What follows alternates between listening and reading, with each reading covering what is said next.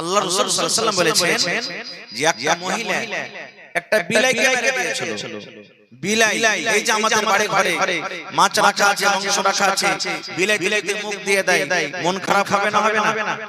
মা খালা বলবে আই লিসি লাগাই, ছেলে লাগা আমি মাছের টুকরা খাটা রেখেছি, পিসটা রেখেছি, আর তুই খেয়ে নিলি, আই খুব রাগ থাকবে মা খালাকে। ভাইয়ের রাগ থাকবে, যদি একটু দুধ খেলে বাড়িতে আর তার জিনিস রাখা আছে খেয়ে নিলে বিলাইয়ের উপরে রাগ হয়ে যায়।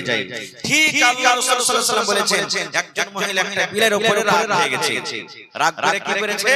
বিলাইটাকে রশি দিয়ে বাঁধে খুঁটিতে রেখেছে, মানে গলাতে পায়ে হাতে রশি বেঁধে খুঁটিতে বেঁধে রেখেছে। এবার বিলাইটাকে খাইতেও দেয়নি, ওকে ছাড়াও দেয়নি। আল্লাহ রাসূল বলেছেন বিলাইটা শুকিয়ে বিলাইটা মরে গেছে। বিলাইটা যখন মরে গেছে, ওরে সুবহানাল্লাহ, দয়ার নবী বললেন হে আমার উম্মত রে, ওই মহিলা আল্লাহর জাহান্নামে যাবে রে, ওই মহিলা আল্লাহর জান্নাতে যাবে না।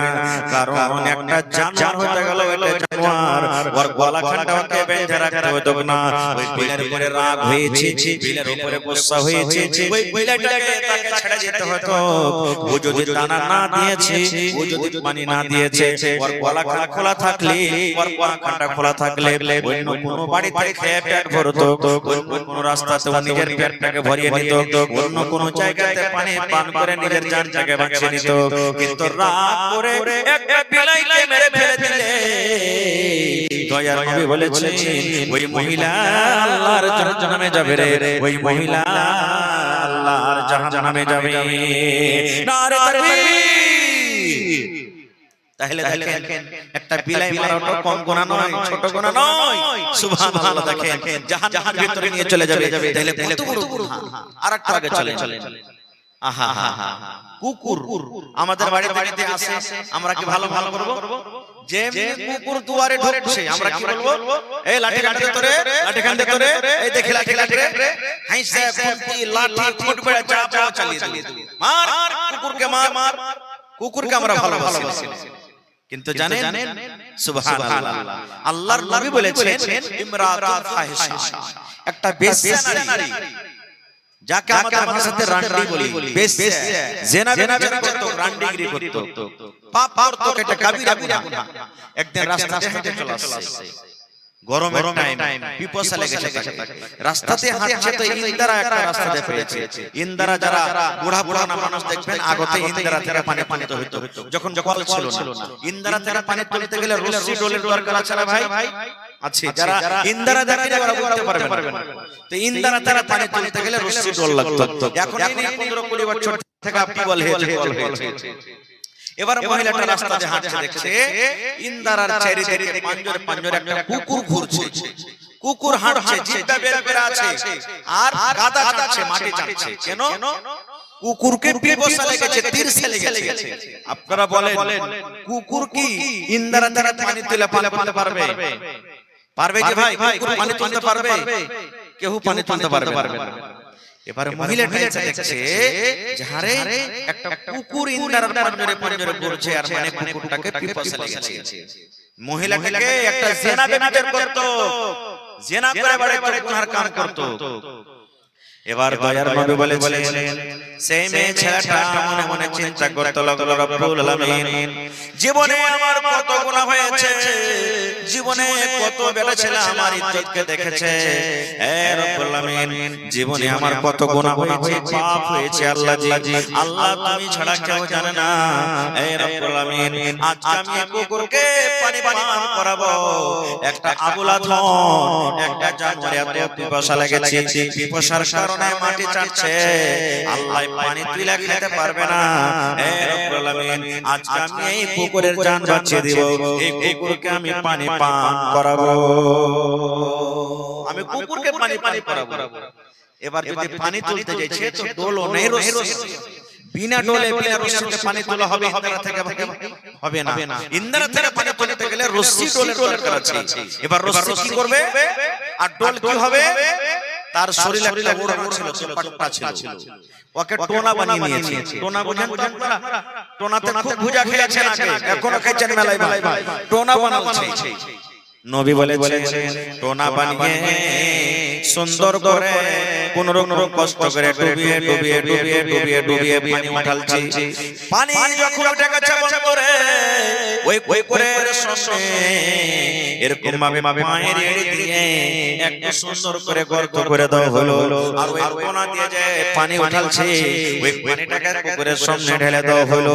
দেখবেন কুকুর যদি আপনার বাড়িতে চলে আসে, কুকুর কোনোদিন চুমচুড়া গরুর মতন বকরির মতন পানি পান করবে না, জিভে দিয়ে দিয়ে পানি খাইবে, জিভে দিয়ে চেটে চেটে মার খাইবে। আল্লাহ নবী বলেছেন, হে আমার উম্মতরা তোমরা শুনে নাও, ওই মহিলা যখন কুকুরের সামনে পানিটা রেখে দাও হলো, ওই কুকুর জিভে দিয়ে চেটে চেটে চেটে চেটে পানি পান করলো। এবার পানি পান করতে করতে ওই কুকুরের যখন হাঁপিটা বন্ধ হয়ে গেছে, কুকুরের যখন পিপাসাটা মিটে গেছে, কুকুরের পিপাসা যখন দূর হয়ে গেছে, এবার হাঁপি বন্ধ হয়েছে, আর কিন্তু কুকুর কাদা চাটে না, আর কুকুর মাটি চাটে না। আল্লাহ নবী বলেছেন, আমি গো ওই মহিলা যে জেনা ব্যভিচার করত, যে নিজের ইজ্জতকে ওই মানুষের কাছে বিক্রি করত, সামান্য একটা কুকুরকে পানি পান করার জন্য আল্লাহ রাব্বুল আলামিন তার জীবনের গুনাহকে মাফ করে আল্লাহ তাকে জান্নাতে ঘোষণা করে দিলেন।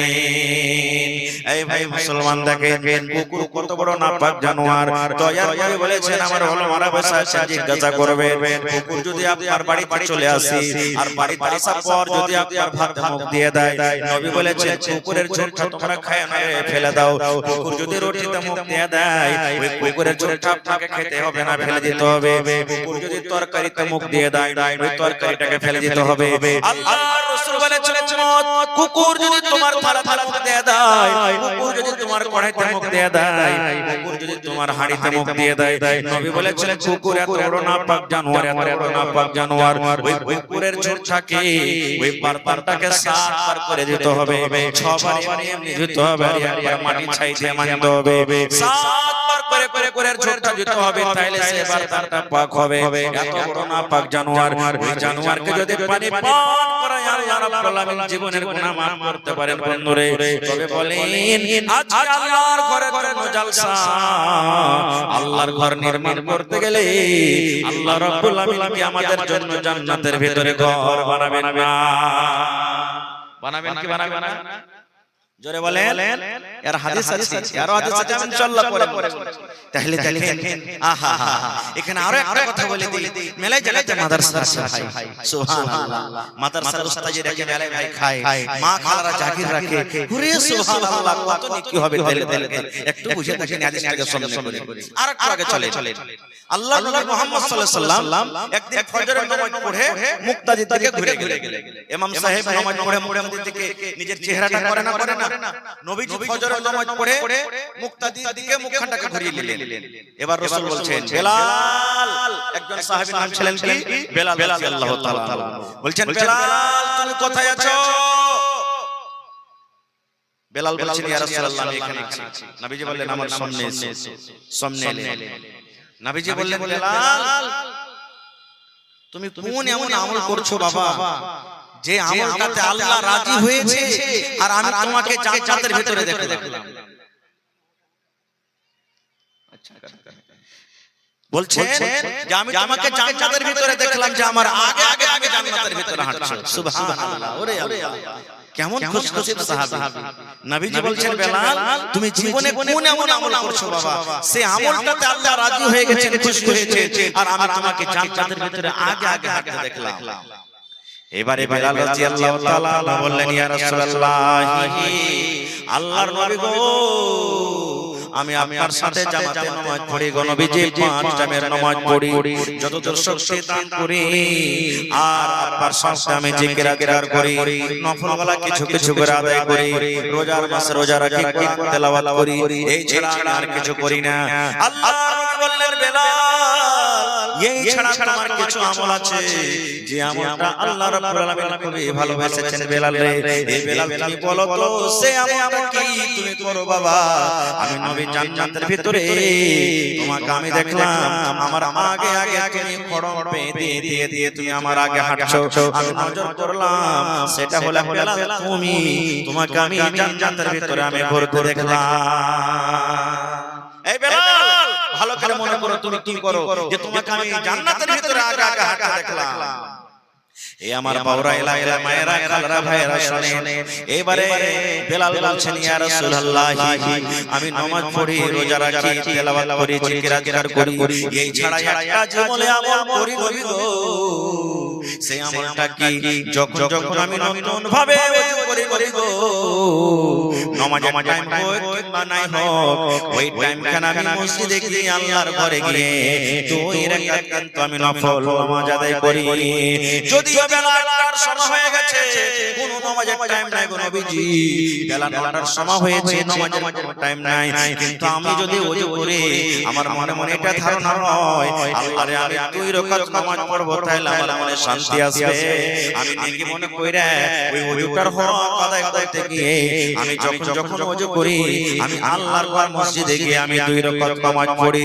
আমি মাগরিবের নামাজ পড়া হয়ে গেছে, ওযু আমার ভেঙে গেল, এখন এশারের টাইম হয়নি গো নবীজি। এবার যদি আমি নতুন ভাবে ওযু করি, এবার নামাজের টাইম না হতে গেল, আমি আল্লাহর ঘরে গিয়ে 2 রাকাত আমি নফল নামাজ আদায় করি। এই নামাজ ছাড়া আমার জীবনে আর কোনো আমল দেখতে পাই না। আল্লাহর রাসূল বললেন, বেলাল রে, তোমার এই আমলটাকে আল্লাহ এত ভালোবাসে, বেলাল এত ভালোবেসেছে, এই আমলটার কারণে আল্লাহ রাব্বুল আলামিন তোমাকে জান্নাত দান করেছেন, তোমাকে আমি জান্নাতের ভিতরে দেখলাম। নারে তাকবীর!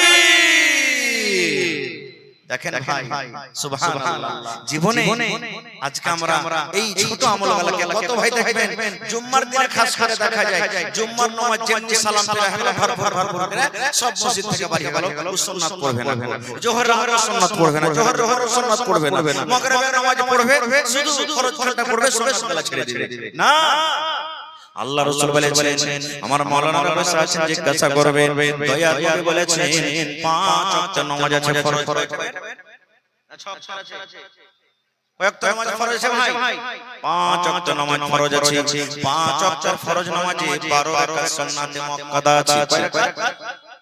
কয় রাকাত আছে? 12 রাকাত সুন্নাতে মুআক্কাদা আছে। সুন্নাতে মুআক্কাদা হলো ফরজের বাদ ইয়ার দরজা, ইয়ার সম্মান, ইয়ার মান, ইয়ার মর্যাদা, যাই না যদি আপনি ছেড়ে দেন গুনাহগার হয়ে যাবেন, পাপী হয়ে যাবেন। বলবেন কখন ফজরের জামাত চালু হবে, ফজরের টাইমে 2 রাকাত হলো সুন্নাতে মুআক্কাদা, এবার জোহরের টাইমে হলো 6 রাকাত, 4 রাকাত ফরজের আগে 4 রাকাত, 2 রাকাত করে সালাম ফিরবে, এবার 4 রাকাত ফরজ পড়ে আবার 2 রাকাত হলো, তাহলে এই জোহরের টাইমে 6 রাকাত হয়ে গেল, আর ফজরের টাইমে 2 রাকাত 8 রাকাত হয়ে গেল। আসরের টাইমে সুন্নাতে মুআক্কাদা নাই, কিন্তু জামাত শুরু হয়নি, আপনি 2 করে যত পড়তে পারেন করে 2-4 রাকাত পড়লে, এবারে নবী বলেছেন মাগরিবের নামাজ পড়া হয়ে গেল, তারপরে 2 রাকাত সুন্নাতে মুআক্কাদা আছে, এবারে এশারের নামাজ হয়ে গেল, এশারের নামাজের টাইমে আগে কিন্তু সুন্নাতে মুআক্কাদা নাই, 2-4 পড়বেন আপনি হিসাবে আপনার হবে, এবার 4 রাকাত ফরজ পড়া 2 রাকাত আপনাকে সুন্নাতে মুআক্কাদা পড়তে হবে। আল্লাহর নবী বলেছেন, যদি কোনো মা, যদি কোনো খালা, যদি কোনো বোন, যদি কোনো ভাই, দাদা, নানারা এই 5 ওয়াক্তের নামাজে 12 সুন্নাতে মুআক্কাদা আদা করে, নবী বলেছেন ওই লোকটার জন্য আল্লাহ রাব্বুল আলামিন জান্নাতে একটা ঘর বানিয়ে দিবেন। সুবহানাল্লাহ, কত বড় নেকি! আর এই নেকি আমরা মুসলমান বুঝে না, ছেড়ে দিয়েছি। আর একটু আগে চলে, এই আল্লাহর জমিনে সবথেকে ভালো জায়গা কি ভাই বলেন তো? আল্লাহর নিকটে, আল্লাহর জমিনে সবথেকে কোন জায়গাটাকে আল্লাহ পছন্দ করেন? এই বৌরা এলাকার ভাই কথা বলেন না আপনারা, বেয়াদবি মাফ করবেন, খানি টেনে মুখে থাকলে পায়ের তলাতে ফেলে দেন। আমি যতক্ষণ স্টেজে থাকবো আমার সাথে কিন্তু কথা বলতে হবে। আল্লাহর জমিনে সবথেকে কোন জায়গাটা প্রিয়? মসজিদ, মাশাআল্লাহ, দেখেন আল্লাহর ঘর মসজিদ। আর সবথেকে কোন জায়গাটা হলো নোংরা, খারাপ? বাজার। সবথেকে খারাপ কি? বাজার। মসজিদ কেন ভালো হলো আমি পরে বলছি। বাজার খারাপ, কিন্তু বাজারে আজকে আমরা চলে যাই, যেতে হবে, যাচ্ছি দরকার হিসাবে যেতে হবে, কিন্তু নবী বলেছেন উম্মত রে যখন তুমি চা খেতে বাজার চলে যাবে রে উম্মত, তরকারি খাইতে বাজার যাবে, তোমার বাড়িতে কুটুম এসেছে, মেহমান এসেছে, মাছ কিনতে তুমি বাজার যাবে, মাংস কিনতে তুমি বাজার চলে যাবে, কাপড় কিনতে তুমি বাজার চলে যাবে, তরকারি হিসেবে তুমি যখন বাজার যাবে, ওই বাজারের ভিতরে ঢোকার আগে আগে একটা তোমাকে দোয়া পড়তে হবে, ওই চকে ঢোকার আগে, ওই বাজারে যাওয়ার আগে একটা দোয়া পড়তে হবে। সেই দোয়া পড়ে যদি তুমি বাজারে চলে যাও, নবী বলেছেন চারখানা তোমার খাতা থেকে নেকি লেখা হয়। এক নম্বর, 1 লক্ষ নিজের জীবনের সাগিরা গুনাহকে আল্লাহ maaf করে দেয়। বাজারে সাজাইবেন, সন্ধ্যার আগে যদি খালি দোয়াটা পড়লেন আর পড়া বাজারে চলে যান, ঢেকে যান, নবী বলেছেন এই দোয়াটা পড়ার সাথে সাথে 1 লক্ষ সুবহানাল্লাহ জীবনের ছোট সাগিরা গুনাহকে আল্লাহ maaf করে দেয়। এক নম্বর হলো। 2 নম্বর, আল্লাহ রাসূল বলেছেন 1 লক্ষ জীবনের আল্লাহ রাব্বুল আলামিন এই খাতাতে, নেকির খাতাতে নেকিকে তুলে দেওয়া হয়, 1 লক্ষ সাগিরা গুনাহ maaf হয়, আর 1 লক্ষ নেকি কিন্তু আপনার খাতাতে তুলে দেওয়া হয়। 3 নম্বর নবী বলেছেন হে আমার উম্মতেরা শুনে নাও, 1 লক্ষ দরজাকে মারতাবাকে আল্লাহ রাব্বুল আলামিন আপনি উঁচা করে দেন। এবং 4 নম্বরে বলেছেন উম্মতরে এই দোয়াটা পড়ে যদি তুমি বাজারে চলে যাও, তাহলে আল্লাহ রাব্বুল আলামিন এই দোয়াটা পড়ার কারণে জান্নাতের ভিতরে একটা ঘর বানিয়ে দিবেন। তাহলে দোয়াটা শিখতে হবে না ভাই, শিখতে হবে না? এত ফজিলত ওয়ালা দোয়া যে দোয়াটা পড়বে তো জান্নাতে একটা ঘর বনে যাবে। বলবেন কি দোয়া? আমার কথা নেই, নবী বলেছেন লা ইলাহা ইল্লাল্লাহু ওয়াহদাহু লা শারীকা লাহুল মুলকু ওয়া লাহুল হামদু ইউহয়ী ওয়া ইউমীত ওয়া হুয়া হাইয়্যুন লা ইয়ামুতু বিয়াদিহিল খায়র ওয়া হুয়া আলা কুল্লি শাইইন কাদির। এই দোয়াটা পড়তে হবে। এটা বাজারে যাওয়ার দোয়া, এটা বাজারে দাখিল হওয়ার দোয়া। লা ইল্লাল্লাহু ওয়াহদাহু লা শারীকা লাহুল মুলকু ওয়া লাহুল হামদু ইউহয়ী ওয়া ইউমীত ওয়া হুয়া হাইয়্যুন লা ইয়ামুতু বিয়াদিহিল খায়র ওয়া হুয়া আলা কুল্লি শাইইন কাদির।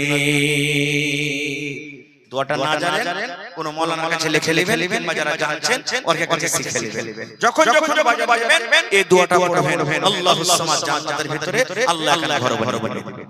আর একটা দোয়া দিয়েছি আপনাদেরকে, সহিহ বুখারী শরীফের শেষ হাদিস। আল্লাহ রাসূল বলেছেন কালিমাতানি হাবিবাতানি ইলার রহমানি ওয়া সাফিলাতানি ফিল মিজানি ওয়া খাফিফাতানি আলাল লিসান। আল্লাহ রাসূল বলেছেন হে আমার উম্মত তোমরা শুনে নাও, কালিমাতানি হাবিবাতানি ইলার রহমান, দুটা কালিমা, দুটা কথা এমনই আছে যে কথা আল্লাহ ভালোবাসেন, যে কথা রহমান ভালোবাসেন, যে কথা আল্লাহ ভালোবাসেন। তাহলে যে কথা দুটা আল্লাহ তাআলা ভালোবাসেন, যে দোয়াটাকে আল্লাহ ভালোবাসেন, সুবহানাল্লাহ, সেই দোয়াটার মারতাবা, সেই দোয়াটার দাম আল্লাহর কাছে কত হতে পারছেন? যেই দোয়া আল্লাহ ভালোবাসেন সেই কথাটার কাছে, সেই কথাটার দাম আল্লাহর কাছে কত হতে পারে একবার বুঝে দেখেন। আল্লাহর নবী বলেছেন কালিমাতানি হাবিবাতানি ইলার রহমানি, দুটা কালিমা, দুটা কথা আল্লাহ ভালোবাসেন, আল্লাহ ভালোবাসেন। 1 নম্বর। 2 নম্বর নবী বলেছেন ওয়াসাতিলাতানি ফিল মিজান, কথা যখন কিয়ামতের দিন আল্লাহ ওজন করবেন, ওই কথা পড়াতে, দোয়াটা পড়াতে এত নেকি আছে। নবী বলেছেন যখন কিয়ামতের দিন পাল্লাতে চাপিয়ে দেওয়া হবে, যখন তারাজুতে চাপিয়ে দেওয়া হবে, মিজান কিন্তু ভারী হয়ে যাবে, নেকির পাল্লা ভারী হয়ে যাবে। আল্লাহ ভালোবাসেন। 2 নম্বর, মিজান তারাজু ভারী হয়ে যাবে আপনার। 3 নম্বরে বলবেন মাওলানা দোয়াটা পড়তে পারবো কি আমরা? দোয়াটা কইতে পারবো কি? দোয়াটা শিখতে পারবো কি? আল্লাহ রাসূল বলেছেন পড়ালেখা হোক কিংবা না হোক, একজন মাওলানা হোক, হাজী হোক, নামাজি হোক, বেনামাজি হোক, যদি পড়ালেখা করেছে কিংবা নাই পড়েছে, দয়ার রাসূল বলেছেন ওয়া খাফিফাতানি আলাল লিসান, মানুষ যখন দোয়াটাকে পড়বে ওই দোয়াটা পড়তে কোনো মুশকিল লাগবে না। দোয়াটা পড়তে যে সিজদা উঠবে না এরকম কথা নয়, ওই দোয়াটা পড়িতে পারবে না এরকম কথা নয়, ওই দোয়াটা পড়া আসান মানে আপনি যেমন পড়বেন আপনাকে হালকা লাগবে। তাহলে এরকম দোয়া শেখার ইচ্ছা হয়? ছোট দোয়া, কি দোয়া পড়েন আমার সাথে, সুবহানাল্লাহি, পড়েন একটু মুখ খুলে পড়েন, সুবহানাল্লাহি ওয়া বিহামদিহি সুবহানাল্লাহিল আযীম। একটু জোরে করে পড়েন, সুবহানাল্লাহি ওয়া বিহামদিহি সুবহানাল্লাহিল আযীম। বেজাল লাগবে দোয়াটা পড়তে সুবহানাল্লাহি ওয়া বিহামদিহি সুবহানাল্লাহিল আযীম। এবার বলবেন মাওলানা দোয়াটা কখন পড়ব? এই দোয়াটা পড়ার কোনো টাইম নাই রে বন্ধু, জলসা শুনে বাড়িতে যাবেন, দোয়াটা পড়তে আপনি চলে যান, সুবহানাল্লাহি ওয়া বিহামদিহি সুবহানাল্লাহিল আযীম। মায়েরা খালা বাড়িতে ভাত রান্না করে, জাল দিচ্ছে, ভাত রান্না করছে, রুটি করছে, মায়েরা খালারা পড়তে পারে, বাড়ি বাড়ি ছেড়ে দিচ্ছে পড়তে পারে। আপনি মসজিদে নামাজ পড়তে যাচ্ছেন, আপনি পড়তে পারেন, মসজিদে জামাত শুরু হয়নি, বসে আছেন, পড়তে পারেন। আমার ভাইরা মোটরসাইকেল চালিয়ে বাজারের দিকে চলে যায়, দুনিয়ার কোনো কানে ইয়ারফোন না লাগিয়ে গান বাজনা শুনে এই দোয়াটাকে পড়তে যাবেন, আপনার রেজিস্টারে কিন্তু নেকি তো হতে থাকবে। এবার বলবেন মাওলানা মসজিদ কেন এত ভালো, মসজিদ কেন এত ভালো জায়গা হলো? এবার দেখেন মসজিদ কত বড় জিনিস। আচ্ছা আপনারা বলেন তো, আপনাদের এলাকাতে মনে হয় হয়েছে কি হয় না আমি জানি না, এখন মনে হয় আল্লাহর রহমতে কমে গেছে। যখন মসজিদে কাউরে সাইকেল চুরি হতো, কাউরে দাও চুরি হতো, কাউরে হাড়ি চুরি হতো, কাউরে বকরি চুরি হতো, এলান করতে ভাই ইমাম সাহেব একটু এলান করেন তো যে অমুক লোকের ফালা জিনিস হারিয়ে গেছে, কেউ পাইলে ভাই এলান হয় কি হয় না? হানা বলেন এলান হয়। আমার মাওলানা বসে আছেন, জিজ্ঞাসা করবেন, এটা হাদিসের কথা। আল্লাহর নবী বলেছেন, মুসলমান উম্মত রে, যদি তোমাদের মধ্যে মসজিদে কেউ হারিয়ে যাওয়া জিনিসের পাওয়ার জন্য এলান করে, মসজিদে কোন জিনিস এলান করে, ভাই ওই জিনিস হারিয়ে গেছে তোমরা দিয়ে দাও, নবী বলেছেন ওই লোকটার জন্য বদদুয়া করে, বদদুয়া করো যেন ওই লোকটা জীবনে কোনোদিন ওই সামানটার ঘুরিয়ে না পায়। কারণ এটা আল্লাহর ঘর মসজিদ, এই মসজিদে অন্য কোনো এলান করা চলবে না। নবী বলেছেন বদদুয়া করো, বদদুয়া করো অন্য, কারণ মসজিদে এলান করা চলবে না। তাহলে বুঝে দেখেন আল্লাহর কাছে কত পাক পবিত্র ঘর, কত পাক পবিত্র জায়গা।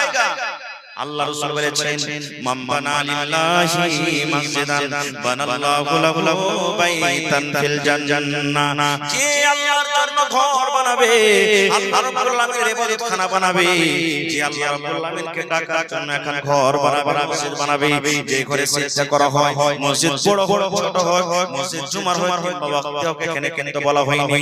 আল্লাহ রাসূল বলেছেন, যে আল্লাহর ঘর বানাবে, আল্লাহ রাব্বুল আলামিন তার জন্য জান্নাতের ভিতরে একটা ঘর বানিয়ে দেবে। আপনারা বলবেন হাজী মাওলানা একটা মসজিদ বানাইতে মোটামুটি 10 লাখ 15 লাখ টাকা খরচ হয়, আর আমরা সাধারণ গরিব মানুষ 5000 10000 15000 5 টাকা 10 টাকা 20 টাকা দিতে পারবো, তাহলে কি আমাদের জন্য মসজিদ করবে না? জি না। আল্লাহ রাসূল বলেছেন, হে আমার উম্মতরা তোমরা শুনে নাও, পাখির যে বাসা হয়, পাখির বাসা কত বড় হয়, ছোট ছোট বাসা হয়, পাখির যে আপনারা বাসা দেখেছেন ছোট ছোট বাসা, দয়ার নবী বলেছেন ওই বাসার সমান যদি কেউ আল্লাহর ঘর বানিয়ে দেয় রে, ওই লোকটার জন্য আল্লাহ রাব্বুল আলামিন জান্নাতের ভিতরে ঘর বানিয়ে দিবে। মসজিদের সামনে নবীর জামানাতে মসজিদে নববীর সামনে একটু খালি জায়গা ছিল, ফাঁকা জায়গা ছিল, ওইটা মসজিদের ছিল না। নবীজি সাহাবীদেরকে বলেন, এই আমার সাহাবীরা কে তোমরা আছো, এই যদি কিনা মসজিদে তোমরা লাগাইতে পারো, আমি নবী গ্যারান্টার হচ্ছি ওই লোকটা কিয়ামতের দিন আল্লাহকে জান্নাত পাবে। কেমন আছো চলো দেখি, এই জায়গাটা তোমরা কিনা মসজিদে লাগিয়ে দাও। কে দিয়েছেন জমিটা জানেন? হযরত ওসমান গনি নবীজির জামাই দাঁড় হয়ে গেলেন, ইয়া রাসূলুল্লাহ, আল্লাহ নবী গো, যত টাকা লাগালা নবী গো, এই জমিটা কিনে আমি মসজিদের সাথে লাগিয়ে দেব। আল্লাহ রাসূল বললেন, হে ওসমান, আল্লাহ রাব্বুল আলামিন তোমার জন্য জান্নাত রেখেছেন রে, তুমি জান্নাতের ভিতরে চলে যাবে। মসজিদে নববী যেটা মদিনাতে আছে নবীর মসজিদ, যারা হাজী সাহেব যারা মাদানী সাহেব দেখে এসেছেন, ওই মসজিদে নববীটা কে জমিন দান করেছেন জানেন? সুবহানাল্লাহ। নবী যখন হিজরত করে মক্কা থেকে মদিনায় এলেন, এবার দেখছেন যে ওখানে একটা মসজিদ করতে হবে। মসজিদ নাই, মুসলমানের শান, মুসলমানের মান, মুসলমানের ইজ্জত হলো মসজিদ। যেখানে মুসলমান আছে ওখানে মসজিদ থাকবে, যে ছোট হোক কিংবা বড় মসজিদ করতে হবে। কোন জায়গাতে মসজিদ করতে হবে? যে জায়গাতে এখন মসজিদ বানানো আছে, নবী বললেন এই জমিটা কার? তখন ফাঁকা ছিল। এই জমি কার? সাহাবায়ে কেরাম বললেন ইয়া রাসূলুল্লাহ, দুটো ইয়াতীম বাচ্চার জমি, একটা নাম হলো সাহাল, একটা হলো সুহেল।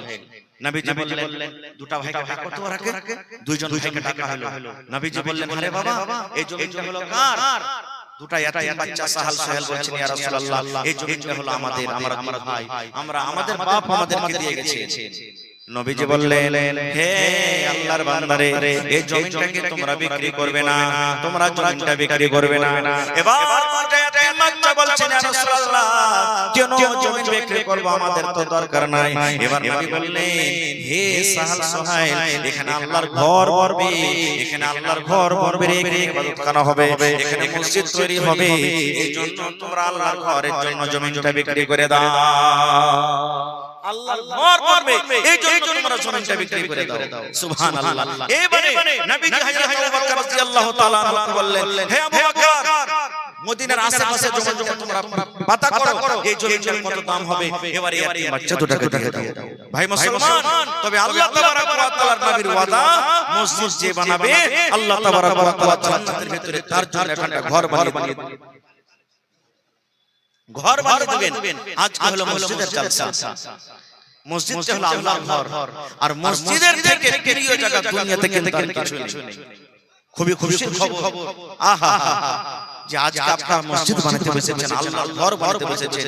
ভাই মুসলমান, তবে আপনি টাকা দিবেন, 100 টাকা দিবেন, 500 টাকা দিবেন, আমি আপনাদের টাকাটা নিয়ে নিব, দোয়া দিব। তবে দেখি আজকে কোন আল্লাহর বান্দা এমন আছেন এই আল্লাহর ঘরের জন্য, মসজিদের জন্য এক কাঠা, এক বিসমিল জমি দান করতে পারবেন? এত বড় মজলিসে গ্রামের কোনো ভাই দেখি কেউ এমন আছেন এক কাঠা জমি দান করতে পারবেন মসজিদের জন্য? হয়তো মসজিদের আশেপাশে যদি থাকে তো লাগিয়ে দিবেন, না হলে মাঠে ময়দানে কোনো জায়গাতে রয়েছে, আপনি ওই জমিটাকে মসজিদের জন্য ওয়াকফ করে দেন। আর আজ এলান করেন যে মাওলানা, মাঠে আমার জমি আছে, হয় দগাতে আছে, উপরে আছে, যে কোনো জমি আছে, আমি এক বিসমিল কিংবা এক কাঠা জমি আল্লাহর ঘরের জন্য আমি দান করলাম, জমিটাকে বিক্রি করে যত টাকা হবে আমি মসজিদে লাগিয়ে দেব। আছেন